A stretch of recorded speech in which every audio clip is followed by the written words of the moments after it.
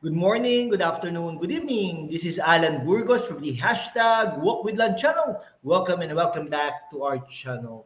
Guys, if you are not yet subscribed to our channel, please do it so now so that you can be a part of this growing family. We are now officially 8,951 subscribers. Malapit na po tayo sa 9,000 subscribers milestones. Maraming salamat po sa inyong lahat. Mabuhay po kayo, mahal na mahal ko po kayo, I love you all. Mag-iingat po tayo lalo na ngayon at umuulan at minsan naman ay umaaraw. Yan.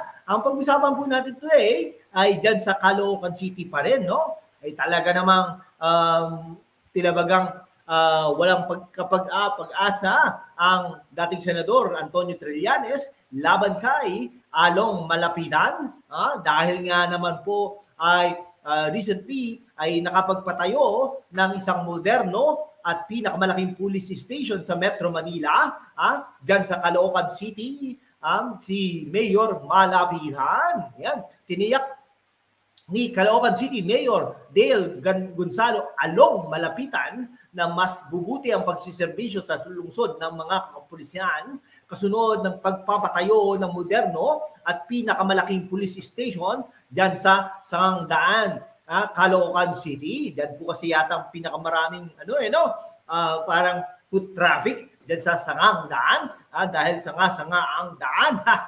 Hindi, joke lang po yan.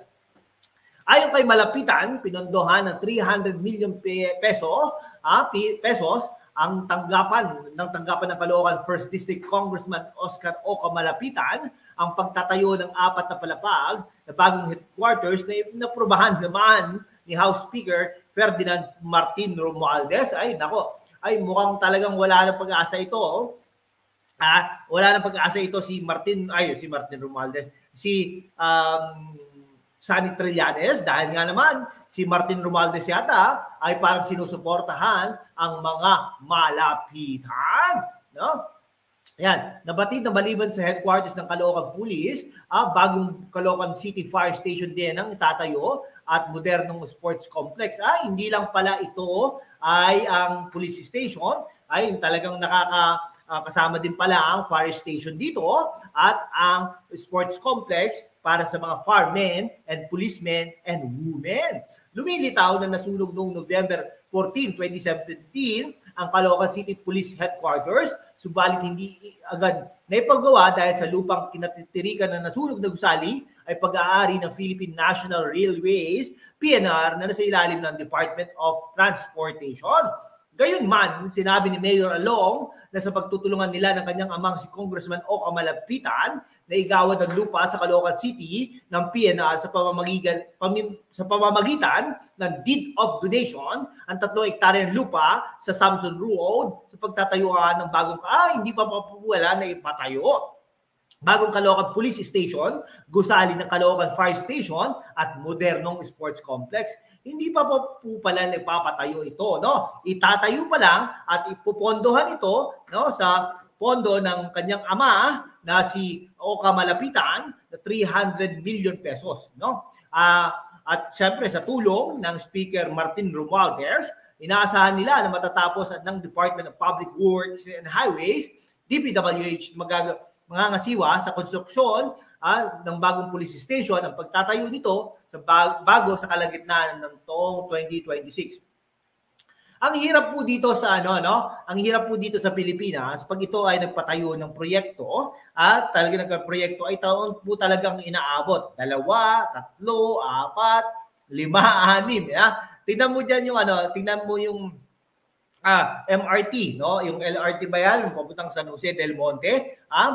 Matatapos daw po yan, kabuuan ay 2028 na. Tapos na. Ay nako, ibig sabihin, tapos na yung termino ng Pangulong Bongbong Marcos hindi pa natatapos. Bakit po ganoon? Kasi wala pong push. Wala pong push, no? Wala pong political will, kumbaga. Unlike kay Pangulong Rodrigo Roa Duterte, ay talagang marami pong mga naumpisahan at natapos sa kanyang termino, no? Dati po ang kainit-init, napaka-siksikan at talaga napaka bulok na sistema ang MRT, yung EDSA yan, pero ngayon, di ba? nararamdaman naman natin nung panahon ni Pangulong Rodrigo Roa Duterte. Ang naiyak, yung laglag bala, di ba? Na solusyonan po yan ni Pangulong Rodrigo Roa Duterte. Kaya nga naman, talagang inaasahan natin sa 2028, pag naging Pangulo na si Sara Duterte, ay talaga namang siya ay magsusolusyon nito mga to, ibabalik mga infrastructures projects, no? Yung drugs, war on drugs, ay talaga namang, ay nako, marami po talaga. Ay, alam naman po natin na marami pong involved na politiko dyan sa mga drugs na yan, no? Di ba, dati nga po may mga barangay captains na nananalo, tumatakbo, may mga congressmen and women, hindi naman po natin nila lahat, di ba? May mga bali-balita po, may balita nga po di ba? Tumakbong presidente ng Pilipinas, hindi ko lang po sasabihin kung nanalo o hindi nanalo, na involved sa drugs allegedly. Yung mga ganung bagay po, no? Yan pong hirap, no? Talagang asahan na po natin kung mananalo si Sara Duterte sa 2028, yari na kayo, yung mga umaakusa sa kanya, hindi siya binigyan ng budget, dyan sa Maynila, no? Abante, Valeriano, Chua, ay nako, sa 2025, baka matalo kayo ni Yorme Isko Moreno. Yan. Talagang binabatikos nyo si Sara Duterte, binabatikos nyo pa rin si Isko Moreno, ay saan pa kayo? Di ba? Ayan. Talaga naman, kaya po sa Caloocan City ay mag-isip-isip po kayo. No, yan po sinasabi natin. Pag ito inilipat nyo kay Trillanes, sigurado ako na mag-uumpisa po kayo ulit. Dahil nga naman, lahat ng mga proyekto ng malapitan, sasabihin ni dating Senador Trillanes na ito ay mga mga corrupt na no? At ito ay ititigil at ito ay siguro magkakaroon ng infrastructure projects, siguro half of his term na, and then sasabihin niya, pag magre-re-elect siya, ay talaga itutuloy na natin, etc. Parang ito po ang model ng Hani Lacuna, model ng Vico Soto, model ng Bongbong Marcos. Nakuha niyo po ba? Nakuha niyo po ba? Ititigil ito, kunwari, susuportahan, ititigil, hindi ipopondohan hanggang mabulok. Pag nabulok na, makalimutan na ng tao. Pag nakalimutan na ng tao, ito ay pag nabulok na, sasabihin, ay, hindi na po hindi na structurally good something like that. Pinabayaan mo ng ilang taon, syempre.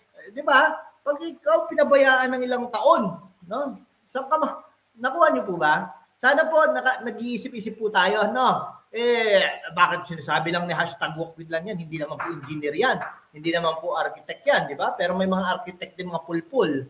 Di ba? May mga engineer din ng mga pulpul. Yun po mga sinasabi po natin. Di ba? Sige po, nandito na lang po mga kaibigan ko. Maraming salamat po sa inyong lahat. Kung hindi ka pa nakapag-subscribe, mag-subscribe ka naman so that we can be able to maintain and sustain this channel. Thank you so much, guys. God bless you all.